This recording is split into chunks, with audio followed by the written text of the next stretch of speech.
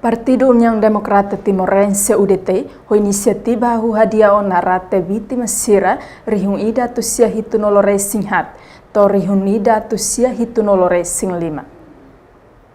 Terça-feira, semana, presidente do partido UDT, Francisco David Xavier Carlos, Sonia membro Sira, halo encontro com o presidente da República José Ramos Horta e o Palácio Presidencial Bairro Pite Dili, loron rua nulo, fulan dezembro, tina rihun rua nulo resin rua. Foi encontro, presidente do partido UDT, Francisco David Xavier Carlos, ba jornalista Sira Hateten. Durante encontro com o presidente da República, atualiza a informação ba chefe Estado, katak UDT inisiativa hahu dia ona rate vítima sira nebe mate e hatina rihungida tu sia hitu nulu racing hat to tina rihungida tu sia hitu nulu racing lima hahu ona e município eleu.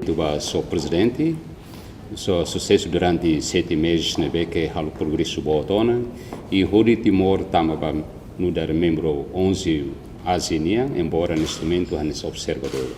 E além disso, delegação é mais o vítimas judicistas Sira e nebe kami kuletuan sobre governo Estado Unidos reconhecimento da atual presidente reconhecimento para vítimas judicistas nebe que inocentemente e a mim foi informação para presidente sobre o DT agora o que nebe que a mim inicia ona halo hadia rata nebe que vítimas judicistas Sira nebe que leu e fato se selo nebe que futuro mai amesi halot siro digno. O DT russo ba estado no governo Timor-Leste ato estabiliza reconhecimento ba vítima russo tina rihungida tu sia hitu nulo racing hat to tina rihungida tu sia hitu nulo racing lima. Presidente da República José Ramos Horta concorda com a iniciativa russo partido UDT no se busca solução o de resolver situação né. Reportagem Selfiana Kait Domingas Amaral Televisão Timor Post.